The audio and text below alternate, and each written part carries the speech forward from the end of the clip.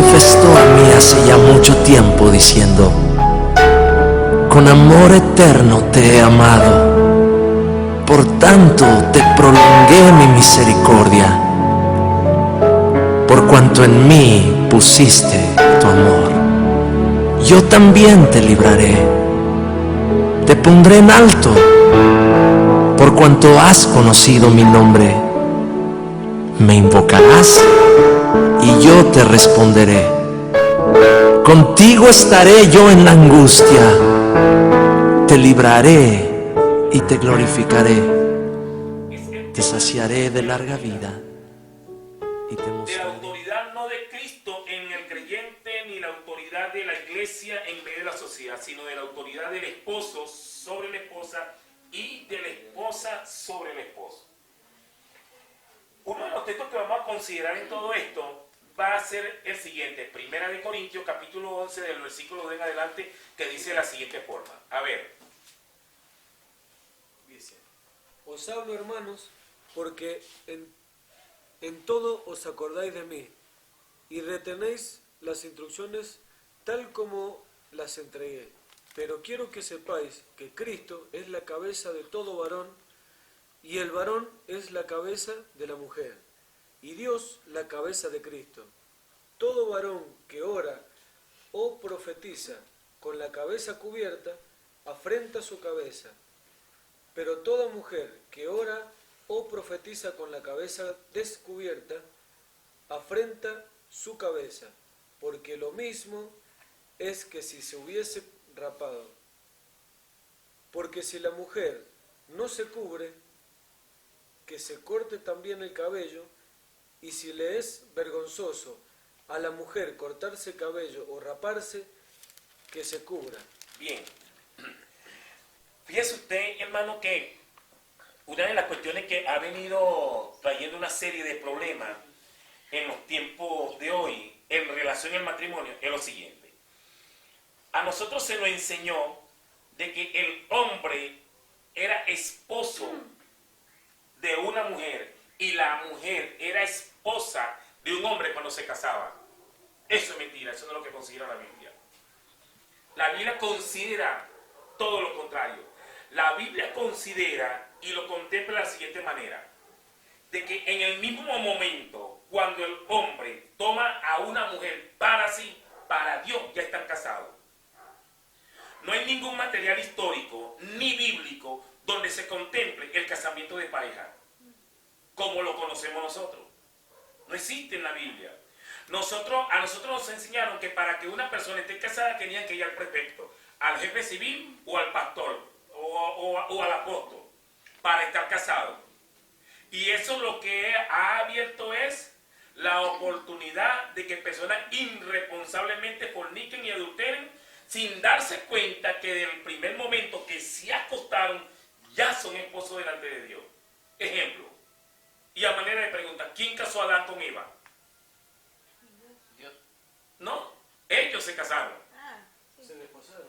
Ellos se casaron porque en el momento, la Biblia dice que en el momento de que Adán tomó a Eva, la hizo su mujer. ¿Quién casó a Sara con Abraham? Ellos mismos se casaron, porque la Biblia dice, y tomó a Abraham a Sara y la convirtió en su mujer. ¿Quién casó a Isaac? De la misma forma. Él la tomó y en el momento que la toma, la hace su mujer. Si nosotros tuviéramos una conciencia más clara sobre esto, seríamos más responsables en nuestros actos. Porque nosotros creemos que nos casamos en el momento que estamos delante de un jefe civil. ¿Delante de qué jefe civil estuvo Abraham? Delante de ninguno. Por eso José no se llevó tampoco a María hasta después de que tuvo a Jesús. Era lo que nosotros hoy día llamamos novio. Eso es lo que está pasando en el caso de José. Nosotros lo llamamos novio y ellos lo llaman desposamiento. Desposar es apartar para sí, hasta que la toma para sí y la convierte en su mujer. Lo que significa entonces que el matrimonio, como nos los han enseñado, o que se dice ser, o de la forma como nos han enseñado que es la forma más irresponsable que hay. Es una forma súper irresponsable, ¿Por qué? Porque a nosotros nos enseñaron de que es nuestra esposa o es su esposo en el momento cuando estamos en la TPG civil. Mas la Biblia dice que no. Desde el Génesis hasta el Apocalipsis deja bien claro de que en el momento que un hombre se acuesta con una mujer, ya esa es su esposa. Si nosotros tuviéramos una conciencia, ¿una pregunta? Si nosotros tuviéramos una conciencia más clara sobre esto, seríamos más cuidadosos. Ejemplo, 1 Corintios capítulo 6, verso 15 y 1 Corintios capítulo 6, verso 16. A ver, ¿cómo dice? Repito, 1 Corintios capítulo 6, verso 15 y 1 Corintios capítulo 6, verso 16. A ver, ¿cómo dice? 6:15. ¿No sabéis que vuestros cuerpos son miembros de Cristo? ¿Quitaré pues los miembros de Cristo y los haré miembros de una ramera? Ok, continúa el texto, por favor, el verso 16. ¿O no sabéis que el que se une con una ramera es un cuerpo con ella? Porque dice, ¿Los dos? los dos serán una sola carne. Ahí se están casando de la jefe civil. No, se están uniendo. Y al unirse, mira el poder que tiene el sexo. Mira el poder que tiene el sexo y la falta de responsabilidad nuestra.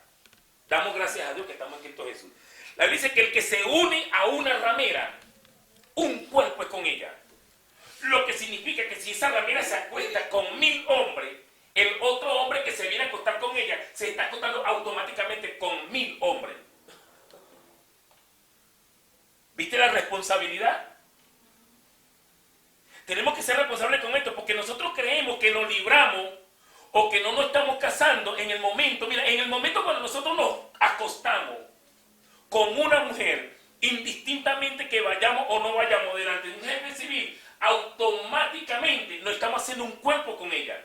Y si ella se acuesta con 1000 hombres, ella es un cuerpo con esos 1000 hombres. Y si nosotros nos acostamos con ella, somos un cuerpo con esos 1000 hombres también. Hay que despertar una conciencia y cuando se despierte esa conciencia van a nacer las responsabilidades. Ahora, mire usted lo curioso de todo esto. Vamos a volver a leer el verso 16. De 1 Corintios 5:16. Vamos a volver a leer. ¿No sabéis que sois templo de Dios? Y el Espíritu... Me parece que me equivoqué. ¿O no sabéis que el que se une con una ramera es un cuerpo con ella? Porque dice, los dos serán una sola carne. Ahora fíjese usted, si el que se une a una ramera es un cuerpo con ella, por ser ramera no se estaría casando, sino que se estaría uniendo. ¿Cómo se unen? A través del sexo, a través de la intimidad. Mire, para Dios no hay nada más sagrado que el matrimonio, pero también para Dios no hay nada más importante que la salvación. Repito, para Dios no hay nada más sagrado que el matrimonio, pero también para Dios no hay nada más importante que la salvación.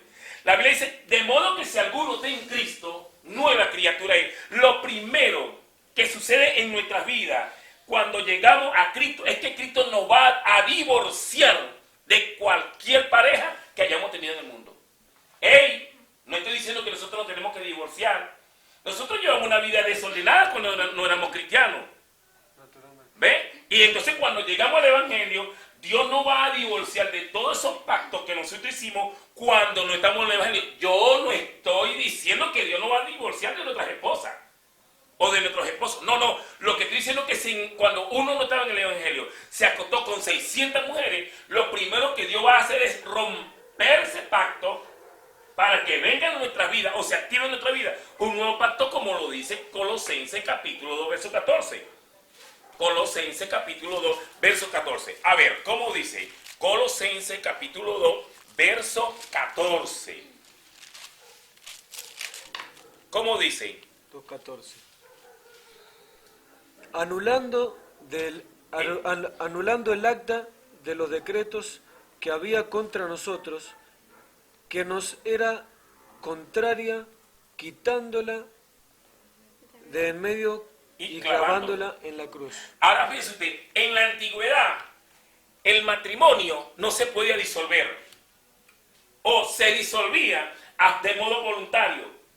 Pero cuando aparece Jesús, Jesús dice que la única forma de que el hombre se puede separar de la mujer es por medio de fornicación o adulterio en el caso del hombre, bien sea de una parte o de otra parte. Y el hombre que estaba casado con esta mujer, el hombre le podía dar una carta de repudio, es decir, una carta de liberación a esta mujer. Más sin embargo, no se contemplaba en la ley de que la mujer podía dar carta de repudio. Es decir, que la mujer perdía un derecho. Es decir, que si el hombre la ofendía a ella, ella tenía que calarse o aguantar la ofensa. Pero si ella ofendía al hombre, el hombre no tenía que aceptarlo. Ahora, cuando llega Jesús a la tierra, lo primero que hace es abrir un sentido de igualdad, donde el derecho del hombre y el de la mujer son iguales. Soy Cristo y para los dos hay el mismo derecho. Ahora, fíjese usted, si Cristo no hubiera aparecido en nuestras vidas, ¿con cuántas mujeres estuviésemos casados? ¿O con cuántos hombres? Estuviéramos casados con miles. Con miles, ¿por qué? Porque nuestro matrimonio se ejecuta, o el matrimonio se ejecuta, es en el acto, no es en el documento. No es en el documento. Muchas veces nosotros tenemos jóvenes en la iglesia que están viviendo lo que nosotros hemos llamado un matrimonio libre. Y nosotros hemos enseñado de que ellos no están casados. Ante los ojos de Dios y ante lo que dice la Biblia, sí están casados. Que tienen que arreglar una situación delante de una sociedad y legalizar situaciones matrimoniales ante las leyes, sí, pero no parte de ese momento cuando se van a casar. En el momento que se juntaron, ya están casados según la Biblia. Que tienen que arreglar situaciones legales, sí. Y es porque Dios manda que nosotros tenemos que cumplir con las leyes terrenales. Y las leyes terrenales es eso, que tenemos que hacer papeles. Correcto, eso forma parte de un requisito. Pero ese requisito no me libra de mi responsabilidad si no lo hago. Ejemplo, me acuesto con 5 mujeres y como no me casé por las leyes terrenales, en mi sentido yo estoy divorciado. O sea, estoy soltero. No, yo me casé en el momento que me acosté con esa mujer. Por eso es que la Biblia dice que el hombre tiene que ser marido de una sola mujer. Porque el día que se acueste con dos está casado. El día que se acueste con tres está casado. En el Evangelio tenemos que tener un cuidado único en esto. El hombre y la mujer tienen que ser casto, cuidadoso. Porque el día que el hombre se acueste con una mujer fuera de su matrimonio, está mancillando. Y no es como nos enseñaron a nosotros que mancillar es dañar. No, mancillar es agregar a su vida matrimonial una mujer más o agregar a su vida matrimonial un hombre más. Es allí donde nacen los problemas. Porque como no nos hemos casado, nosotros pensamos que el que no nos hayamos casado, eso nos da un derecho. Para nada. No tenemos ningún derecho. La Biblia lo deja bien claro, apóstol. Esa parte la habrán tomado los normales para poder eso, los que se casan con varias mujeres. Sí. Inclusive, yo doy gracias a Dios por las leyes suramericanas, donde condenan la bigamia. Un hombre con más de una mujer, ese hombre tiene que ir preso, automático. Y yo doy gracias a Dios por eso. Ahora, ¿qué es lo que sucede? Imagínense, la Biblia lo deja bien claro. Que el que se casa con una ramera, un cuerpo es con ella. ¿Cuántos maridos puede tener una ramera? Hablemos que puede tener 15. Lo que significa que si ella tiene 15 maridos, es porque con los 15 está casado. Jesús se lo dijo a la samaritana. Porque 5 maridos ha tenido y el que ahora tiene no es tuyo. Se lo quitaste a alguien. Es tu marido, pero no te pertenece. Está contigo, pero no te pertenece. ¿Cuántos maridos tenía? 5. ¿Cuántas veces se había casado? Según nuestras leyes, no se había casado ni una vez. Pero Jesús le dijo, tú tienes 5 maridos. Pero estoy seguro que según las leyes no se había casado ninguna vez. Porque el concepto esposo, el concepto marido o el concepto esposa que tenemos nosotros está completamente equivocado. El concepto esposo, nosotros creemos que se concreta en el momento que estamos delante del perfecto.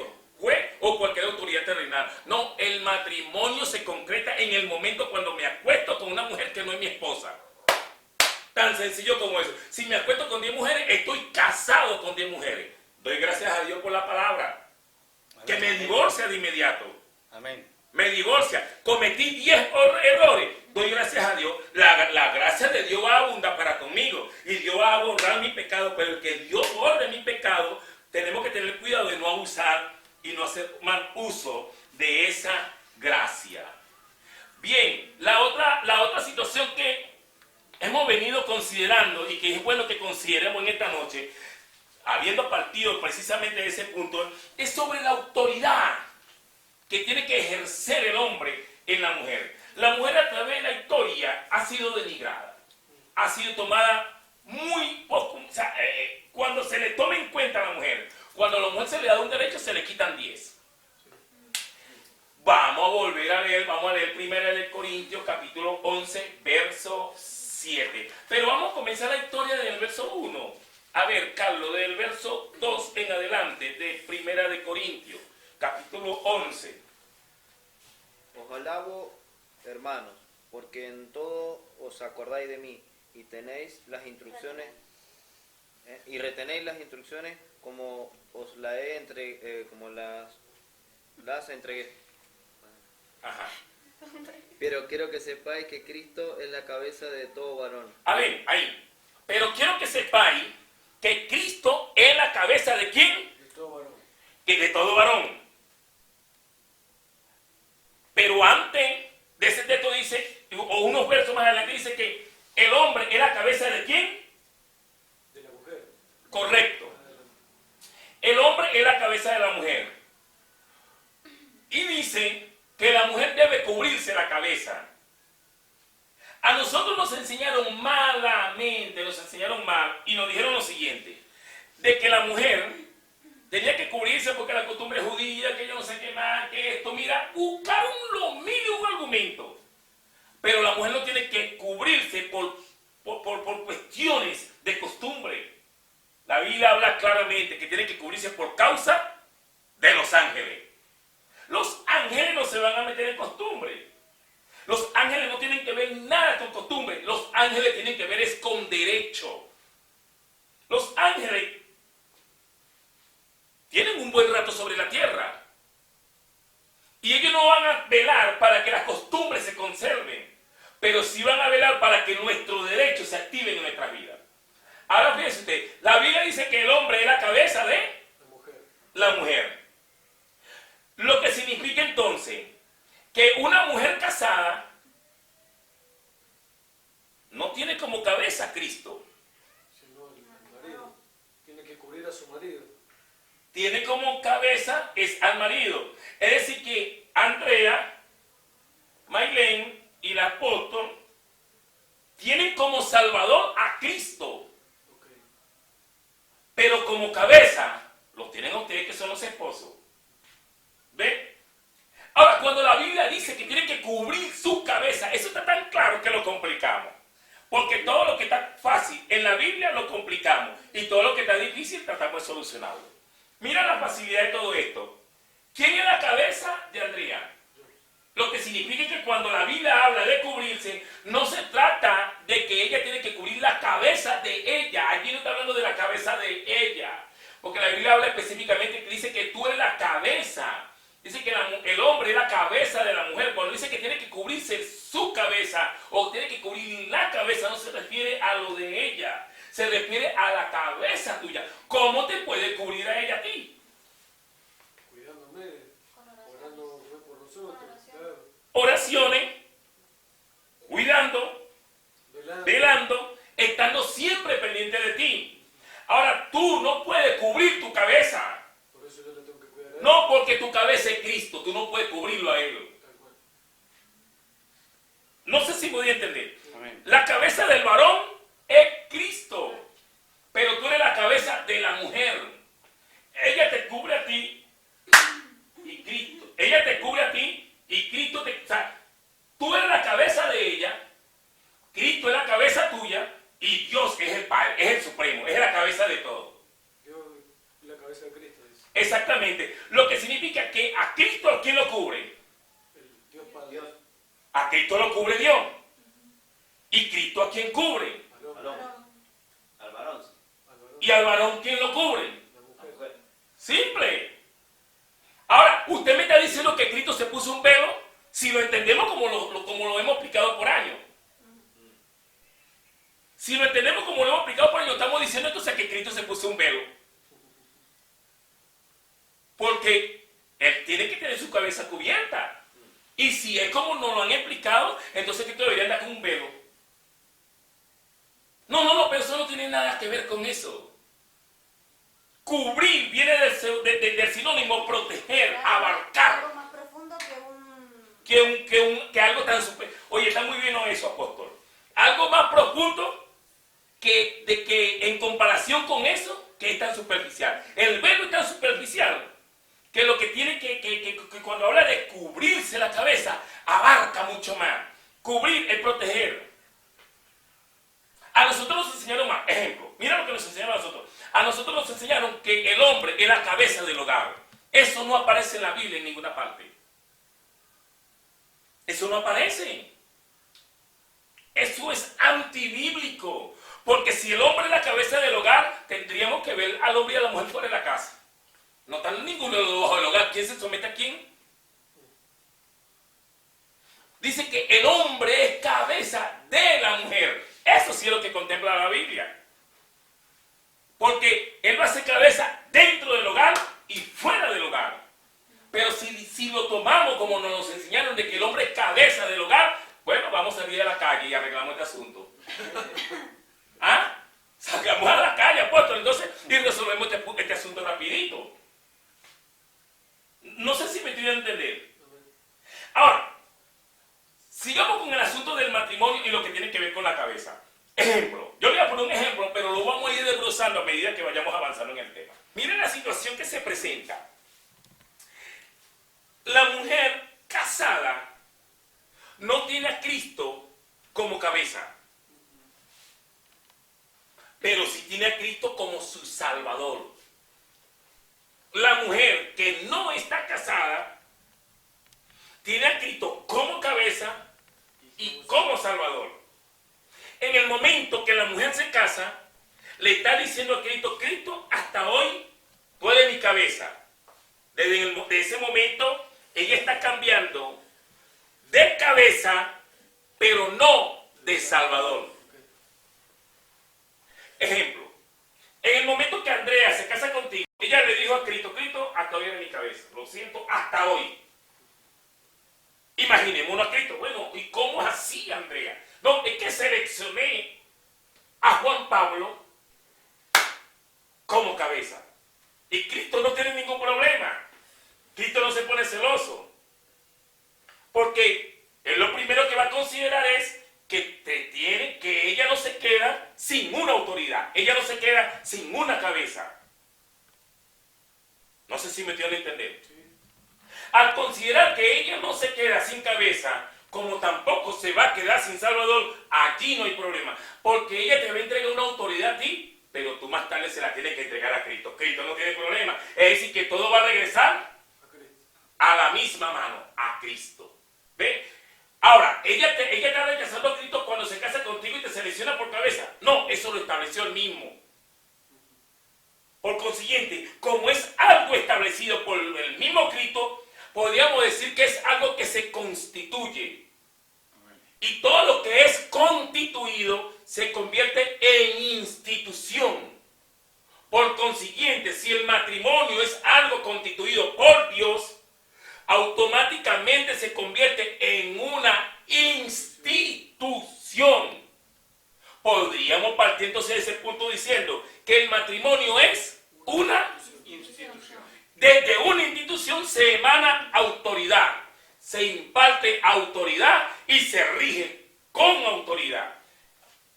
Por consiguiente, un hombre casado, no importa si tienen problemas, no importa si tienen dificultades, pero donde hay un matrimonio, desde allí Dios va a impartir autoridad, va a regir con autoridad.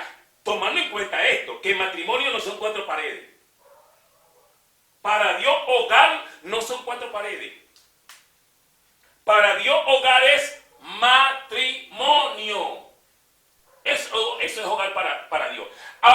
usted, la Biblia dice, mire, todo tiene que regresar al principio.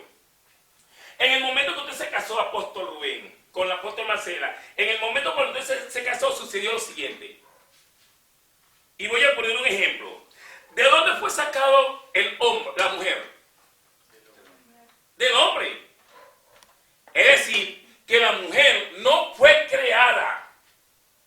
La mujer fue extraída, según nuestra Biblia. El que fue creado fue Adán. Eso es lo que contempla nuestra Biblia. La mujer dice, oh, cuando Dios me creó, discúlpame, no hay un texto donde diga que Dios creó a la mujer. Pero sí hay texto donde dice que Dios creó al hombre. Ahora, voy a decir algo que va a causar cierto estupor.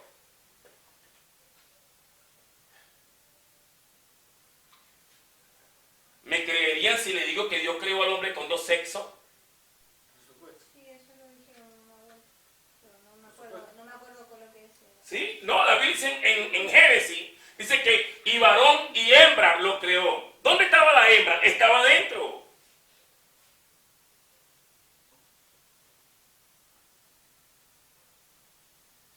La hembra estaba dentro del varón. Ahora, cuando Dios lo duerme, Dios lo que hizo fue separarlo.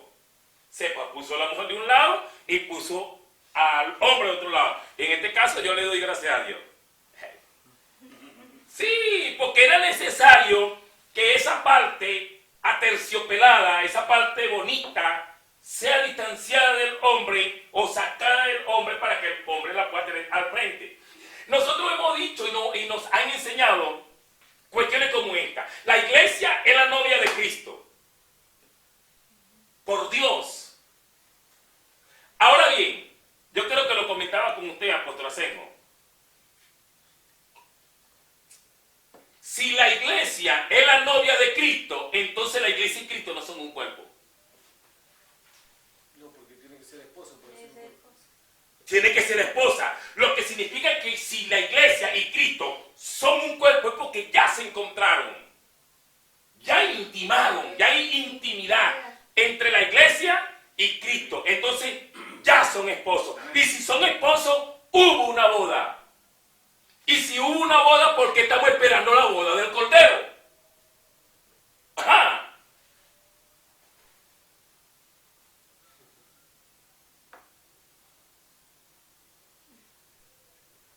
La iglesia está esperando la boda del Cordero para casarse con Cristo. Y si la iglesia sigue pensando de esa forma, debería de pensar desde ya que si va a estar esperando la boda para casarse con Cristo, para en el futuro ser un cuerpo con Cristo, tiene que hacerse la mente de que no es un cuerpo con Cristo, no es miembro entonces del cuerpo de Cristo. Por consiguiente, tenemos que dejar bien claro y tener una mentalidad de esposa. Y si somos esposa, ya estamos casados. Y Cristo en nuestra cabeza. Y Cristo en nuestra cabeza. Es más, y más allá de cabeza, esposo. El que tiene derecho. Somos la novia de Cristo o la esposa o el cuerpo o la esposa de Cristo. La esposa. Y si somos la esposa, somos su cuerpo. Somos su cuerpo. Pero si somos la novia, entonces no somos su cuerpo. Porque no podemos ser novia y cuerpo. ¿Me está entendiendo? ¿Me está entendiendo? No podemos ser novia y cuerpo, pero sí podemos ser esposa y cuerpo. Porque somos uno. Porque somos uno. ¿Cuándo nos convertimos en uno? En el momento que nos acostamos con Cristo. En el momento que intimamos con Él. En ese momento, ¿con quién se acuesta Cristo? Con su esposa. ¿Quién es su esposa? ¿De dónde salimos nosotros? No salimos de la iglesia. No formamos